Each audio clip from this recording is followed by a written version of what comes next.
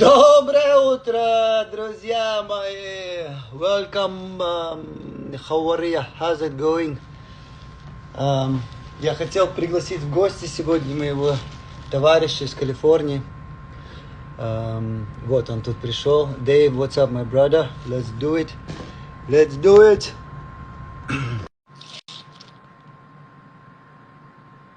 Pam para pam para. Hey! What's up? What's up? How are you? Good, brother. Salud, na zdоровье. Salute. Salute. Yeah, so you were going to talk about your light energy, right? Versus Yeah. end of days energy. Talk to me. Basically, in Russian, there's this word that means конец света. It means like supposedly it means like the end of days. Actually, it translates to exactly the end of light. So it's not when everybody dies or a Magidian happens. It's when you literally stop shining, because each person has a light around them, the auric light. Right. Okay. So talk to me about how you what you feed your cells. What do you eat? What do you drink right now? What is a typical day in your routine? Well, we got some mango avocado with hemp seed milk here, with fresh coconut water here. So it's simple stuff, you know. But to right now, it's 4 p.m. here, and I'm breaking my fast now. You know, this is when I'm breaking my fast, and that's usually my routine: intermittent fasting, and all those things. Like I wrote down a couple of those things I was thinking about, because I was thinking, if we're using oxygen, right, to activate the electricity in our body, we're like batteries. Humans are. That means that we're gonna require less fuel from like food and protein, like what is traditionally taught to us, you know, that we need to eat cows and cheese and all this other stuff, you know. So I'm seeing the future where we just have beautiful ways to live just by activating our real power that we already have. And in Russian, there's this word called человек. It means the human being, right? Человек, but it also means like человек. That means somebody that lives forever. It could be referred to somebody that lives to 100 years or somebody that lives forever. And in my tradition, it actually means you live forever. If you take care of your body on that cellular level, it's unlimited. We haven't even opened up the potential of where we're going with it. Yeah. Now, yeah, chlorophyll is a big part of my greens, and that's just gonna, it's gonna feed your cells and sunlight, you know. But how did you? Because you're from Russia, right? I mean, how did they have a different lifestyle than your lifestyle out in Russia? Well, there was a lot of books that we had, real knowledge that was burnt, and the old believers, what my tradition, they're called the old believers. They had a lot of tradition even before Christianity came into play.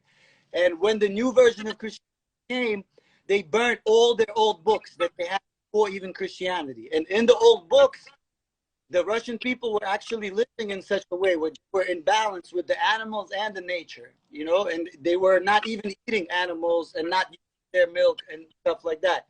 And there was not legends, but this was in the actual books that we hear through like an energy force. Like our spaceship is an energy force, and we're here to just like live peacefully. So at any time where there's conflict between each other, we learn how to avoid the conflict by being a peaceful nomad. That's why, like, nomad, you know, like instead of trying to possess to a certain land and a certain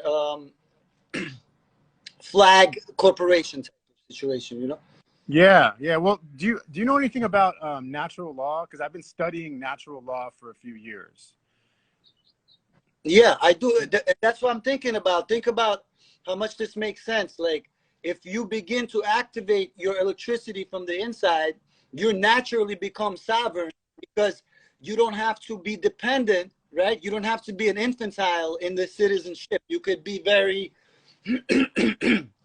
you could be able to be anywhere and be prospering all the time. So this, I think part of natural law is not just like what's documented, but also actually in activating that natural power that we have, you know?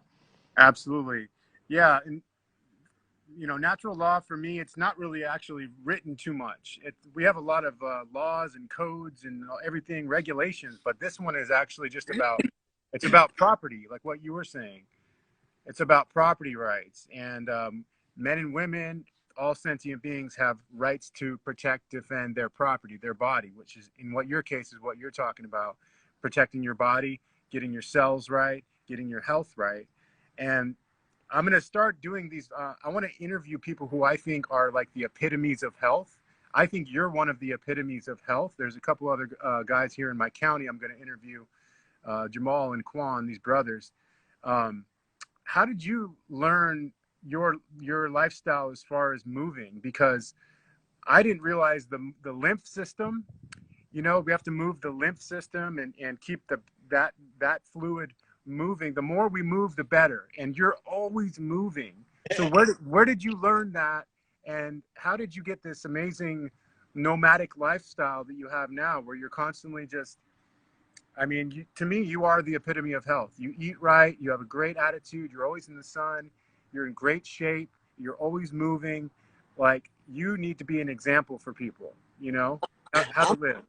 I'm trying my best, and it's not like I have some down days too, but like since a child, I was raised like off the grid. So growing up like that, we were barefoot all the time. So a lot of this, what is called like psychedelics, it's already in the grass. It's in the mitochondrial level, like it's in there. So like when I was a kid, I already knew just from being for freaking miles and going for days, just like I already knew I was sovereign because I saw the patterns. And from that, when I came to Brooklyn, there wasn't shit to do over here. So instead of like fighting everybody, because we did a lot of that, I just stayed like on the basketball court.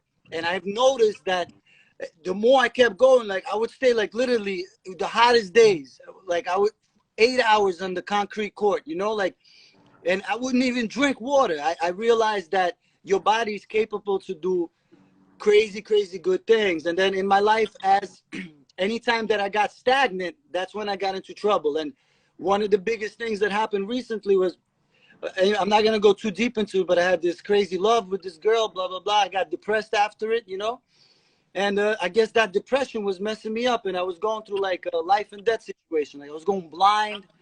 I had some shit growing in my head. Like a lot of, they were doing MRIs on me. And I was like really on the verge of like between life situation, And that's when I just started doing the cold water more, because that was also embedded in us. But the cold water and the breath, because in Russian also there's a word called duch.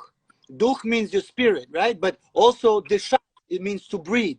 So your spirit is in the breath force.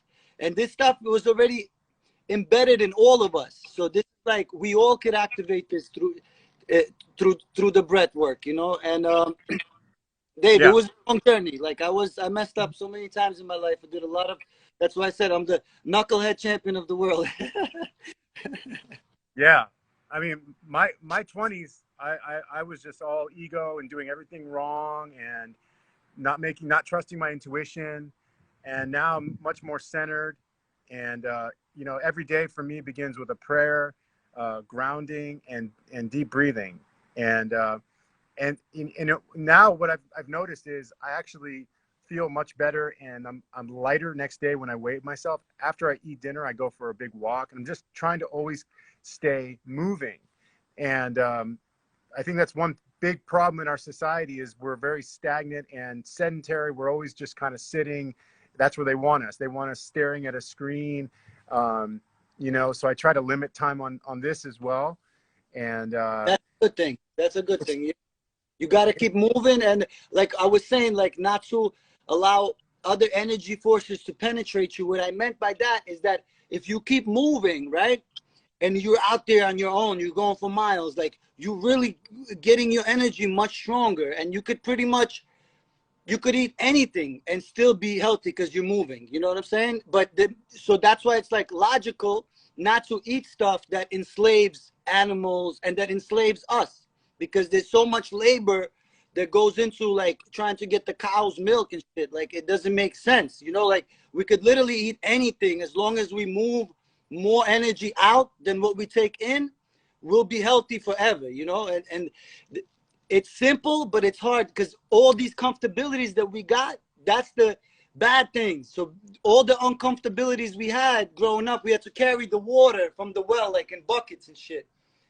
You know, like not knowing how precious that is, like what we were taught, all those Yeah. things made us stronger, you know? Yeah. Yeah. And I'm learning other things like, you know, obviously the sauna is really important too, to sweat out the toxins. And most autoimmune disorders a lot of people have autoimmune issues these days. And a lot of it's from heavy metal poisoning. And so they're not detoxing those out. And the sauna is another good thing. Yeah, I mean, I want to kind of design a template for people. Like, this is what I think is the best way to structure your routine for optimum health, to live a long time, and to be in harmony with natural law, which is basically just property rights of other sentient beings.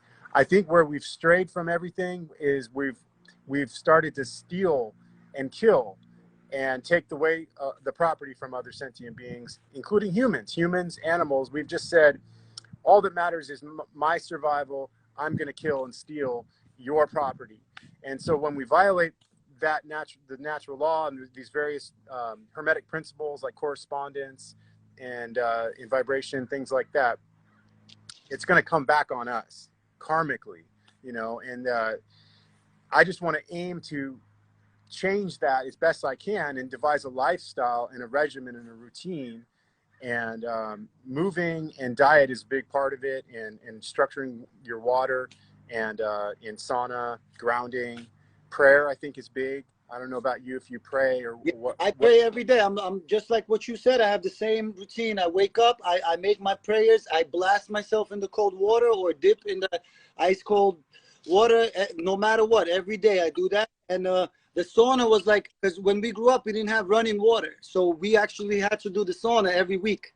That was part of our routine. You know, we would get super, super hot and then boom, blast ourselves with the ice cold water. And that ice cold transition, that's what gives you your immunity, you know. And as Yeah. much as they tried to kill us, because my mom, you know, she was just a working class woman, like she gave us all the shots as a kid, you know what I mean? So we were messed up from all that shit. But you know what? That's why I said, like, any type of ill energy that goes inside you, you could get it out through movement. You could get it out through consciousness and through breathing. And it's what you're saying is very important. And I think it takes generational changes. Like, we gotta target this next generations, because there's so much being taken away with like the sexual brainwashing that's going on with children and the Yep. music. So the generational changes, we gotta attempt to somehow, you know, that we're awakening, beginning to be awoke, get our kids together in a way where they could actually thrive together, you know? Yeah, I mean, and you see all these the agendas that are in play, you know, to poison our kids, feed them shitty food, and throw a mask on their face, you know. So there's some people who can't even get beyond that those are bad. But I'm trying to take it on a whole other level. And I'm sure you know Nikola Tesla. You know, he was saying everything is energy, frequency, and vibration, right? So it's exactly what you're saying. So if we take into account that everything that we're going to be ingesting and consuming, where did that come from? Did it come from the earth and enriched soil, or did it come from suffering? You know, there's these things that we just don't think about consciously, you know. So I mean, so what is a typical meal for you look like besides that? How often do you eat? Like, what share your secrets besides moving? The food is like once a day, but I like feeding Me people too. more than I like eating. You know, then I feed a lot of kids, like, and I like if my typical plate would be like quinoa with some avocado, some peppers, lots of alkaline food. You know, like I stay away from things that are hybrids and try to have the seed in it. You know, and if I go on a fast for 24 hours, I'm good with that too. You know, so it's like I could fast for a long time, but I'm around kids, so I try to like encourage eating healthy food, because they fall into such a all these groceries and bodegas, they got shit. Like they feed them garbage, real Yeah. deal poison, Yeah. and they want it because of the packaging, you know. So Yeah. Yeah. I mean, kids, you know, my kids play youth sports, and all they feed those kids is like candy and hot dogs and hamburgers oh my and, god, and diet soda and stuff, you know. And then you're seen as the weirdo if you're like, no, no, we're not going to get any of that stuff, you know. yeah, It is really and I'm sure you see how the programming here in America for to eat to consume processed foods and animal foods is so it is so just programmed in everyone from a young age, you know. yeah, And it's a really big combo. They get you with the food, so you go to the doctor, and the doctor pumps you out some crap, which is not gonna solve anything, and they you know it's a perpetual cycle. But what another thing I wrote down on those notes I sent you is like self-perpetual beings. Like that's the sovereignty. So when we get to the point that all that suffering was taken into us is self-perpetuated, that's when we start waking up. So it's like teaching this way of self-perpetual being. That's something that I think that's a real skill between us that we have to learn to teach our next generation, you know.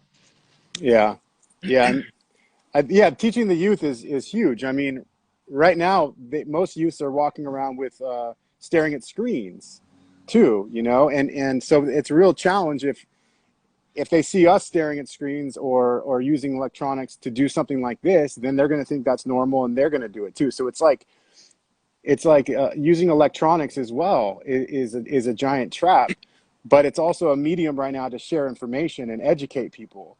And so it's almost like a necessary evil. We just have to, you know, be wise with it and educate them that, hey, this is something that you are too young to be doing. I didn't have this stuff when I was a kid. I was outside playing all day, playing sports, you know.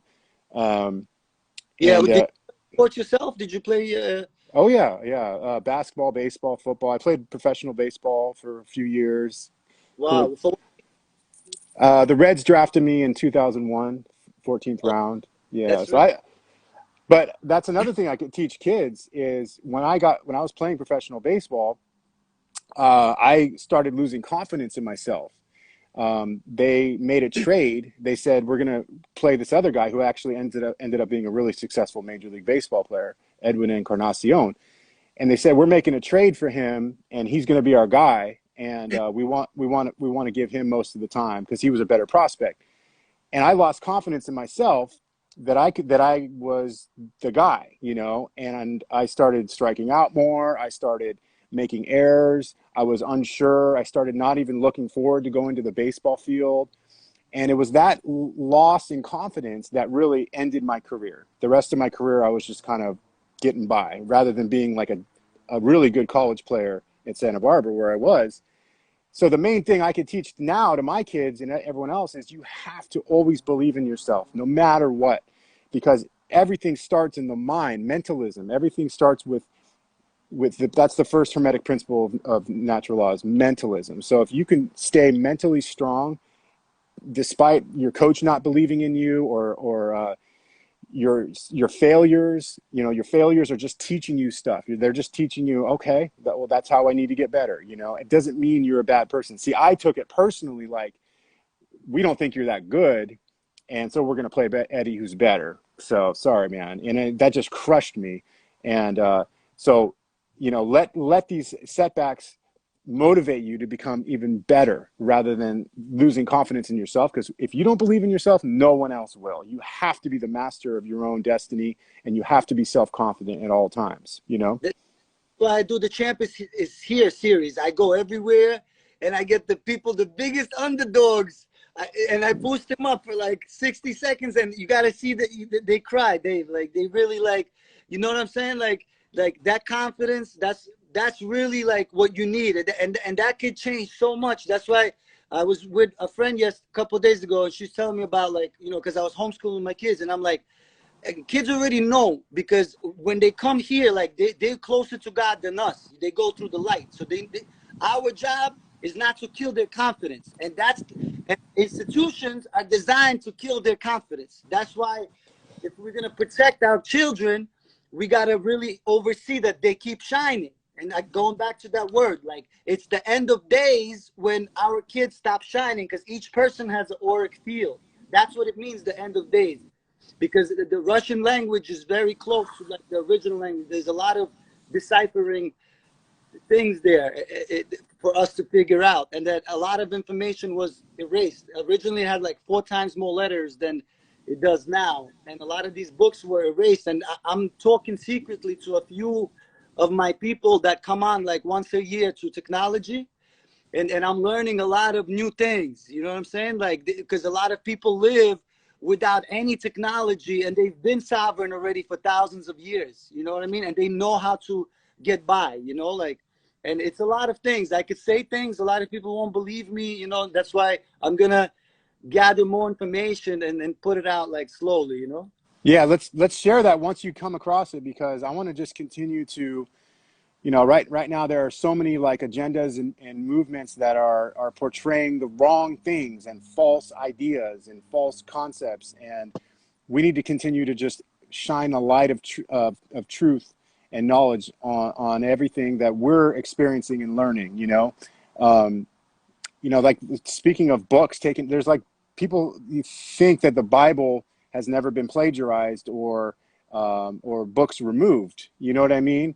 And there has been a lot of manipulation to the Bible. There's books removed, like the book of Enoch is huge. I don't know if you've checked out the book of Enoch, but there's a lot of truth in there, a lot of really interesting Heard that. things. I know a lot of the information from there and information from ancient books. There are similarities, and like Nikola Tesla had actually books from the old believers, and that's how, because he was I think he was in an area that still had like a very old library. That's how Yeah. he about a lot of these things. But we were basically able to get our own electricity, and we could all do it, you know. And we were able to do such breath work that we didn't require so much time in encapsulating ourselves into a nationality, because we were not ever concerned with that. We were concerned more with like the way we treat each other and allowing us to experience this trip, because it's like a freaking trip, real deal stuff, you know. Yeah, there's also the Vedic texts, which predate the Bible, and then there's the Dead Sea Scrolls that were found in there. In there, there's the Essene Gospel of Peace, the Gospel of the Holy 12, where it describes Isa or Yeshua and how he was in this group called the Essenes, and they were pretty much living like you and I are trying to live, which is just peace and knowledge and refraining from harmful actions to any sentient being, and speaking out against corruption, and that was just completely wiped out of the knowledge of biblical texts. These things are hidden for a reason, and so it's up to us, I believe, during this apocalypse, the end times, like we're Yeah, talking about. of the life. apo- yeah, we're revealing everything that's been suppressed and hidden. Yeah,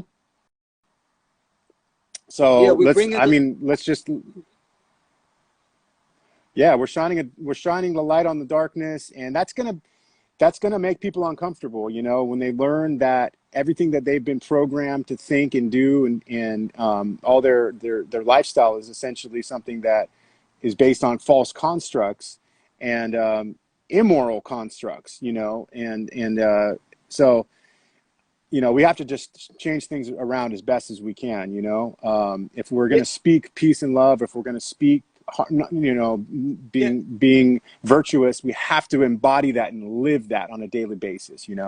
uh, it's interesting because there's a lot of like his story, and I think that that light that we're talking about is going to come from our story. Like our story is something that is we're going to recreate again, because his story is the energy force that done wiped out a lot of real information. That's his story, and a lot of it is war. A lot of history, if you look at it, it's conflict, wars, and politics, you know. But in reality, our story is filled with light, prosperity, peaceful living, and for thousands of limitless years, you know. And it's unlimited to where it's going, because it's not like a race. It's like right now we're talking about it. That's the first steps, right? Then we're gonna start designing these little micro communities, and then it's gonna take off. And for like 1,000 years, we're gonna be living in our stories, and we're gonna you know, pass down the story of his story is our little brother. You know what I mean? Because he always try to keep some shit. He always try to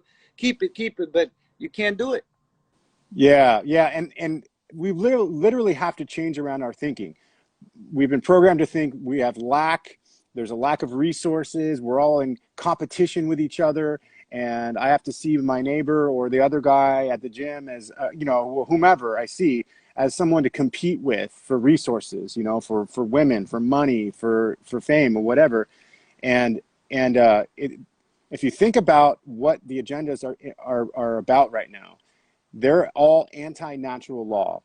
They're all anti-natural law, which is the right to own property, the right to defend and protect your property. Like this communism, the Great Reset. It's all about taking your property. It's all about you'll own nothing and you'll be happy. Confidence, your confidence along with that, because I grew up in communism, and Yeah, sent me to school for the first grade. Like I was like Mowgli going into school over there, and I was like, "This shit bullshit. This shit ain't right."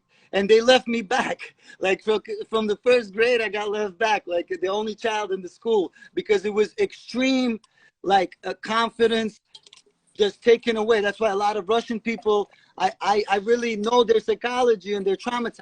You know, they're traumatized by this, and they're trying to bring this type of thing here, but I don't think that people in this country would ever fall for it. There's so many people, even when it started, you know, like since the 2020 started, there was a few people that was very adamant about it and saying, listen, this shit bullshit, you know.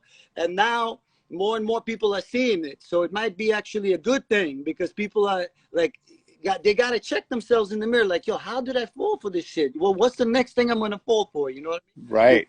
Toilet bowl on my head. It's a scam. It's a scam. It's a scam. It's all a scam. Yeah, but so it's all really just communism, getting you to accept communist principles and you know, everyone. If you haven't listened to the protocols of the learned elders of Zion, I don't know if you've heard of that. The protocols of the Yeah, I've read it, because I read William Cooper, because yeah. when I was a juvenile, I got lucky to be locked up because I was a really bad knucklehead on the streets. So they took me, and I was reading so much books finally, and one of them was Behold the Pale Horse, and that put me onto a lot of game. You know, if anybody didn't read it, it's a really interesting book to read. Yeah, but listen to there's an audio book on my Telegram. I'll post it again. The protocols of the learned elders of Zion. Okay, and it's basically their template for taking over the world. And they're just telling you, like, here, this is what we plan on doing. This is how we plan on doing it, through basically taking over every single system, every single mental faculty, every sort of system that we can take over and infiltrate, we will do. And they have done everything to a T. But Yeah, the one thing that scares them, the one thing is dangerous to them, is individual initiative with a touch of genius behind it. So individual initiative, it's just going to be people like you, people like me, people like others on this chat right now, who are taking individual initiative to do things, to to figure out a food network, a local food network where everyone's growing food and trading.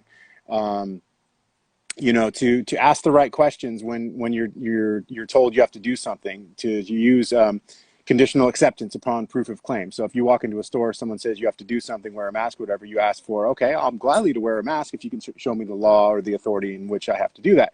So just individual initiative is just having courage, and having knowledge start. So you have to have the knowledge to have the courage to do things. And once you have that, then you have wisdom. and So it's not, you don't got yeah, confidence, like they right. say. Like we were saying. You Yeah. gotta have the cojones. They say. Yeah. So knowledge, confidence, wisdom, courage.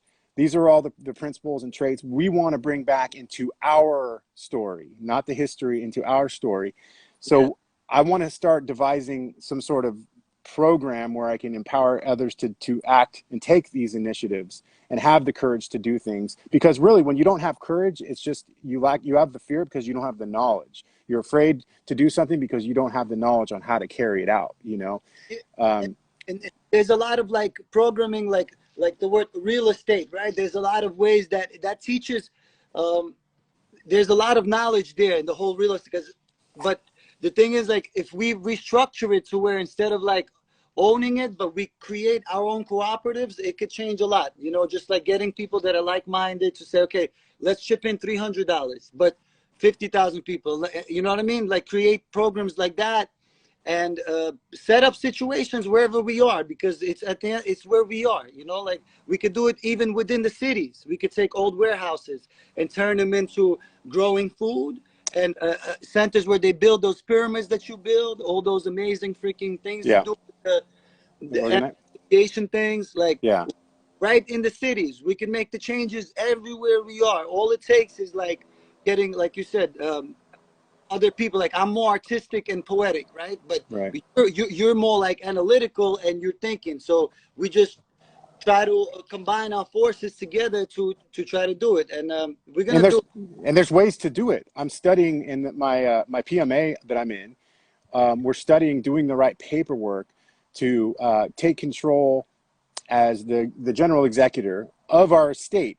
Basically, long story short, is there are accounts, there are estates that we don't even know about, like the Social Security and the birth certificate, that are Yeah, related to these trust accounts. the Vatican accounts, right? They call them. Yeah, there's trust accounts, and when we do the right paperwork, we become the beneficiary rather than the Yeah, trustee. So we can essentially learn to discharge debts. You know, we can get away from property taxes. We can get away from filing taxes. All these things that enslave us. It's enslavement through financial means, you know, and debt slavery. So when we learn that actually we can file the right paperwork, we can get documents recorded, we can learn trust law, we can learn various concepts that allow us to get our wealth back. You know, our wealth is really gold and silver. Everything is unlawful right now. All the money we're using, all the Federal Reserve notes, those are all just obligations of the United States. That just means they're debt instruments. but And so, you know, so we I can get back to real money and taking control of our state and our accounts. It's powerful stuff. I think that we're here like for a reason, not because like I'm crazy about any flag or anything, but because I think this country was created as an experiment for us to get there. Like, we're gonna get to that sovereignty, and we're gonna We're gonna do get there. it. Oh yeah. So we're gonna get there. I have to run. This way we don't make this too long either. But yeah, I'm gonna continue sharing, and I'm gonna continue interviewing people like you, who I think are epitome of health and consciousness and knowledge. And I All appreciate right. your time, brother. Keep being Great. you. Love you, brother. Stay up. Keep Love you doing too. it. All Peace. right.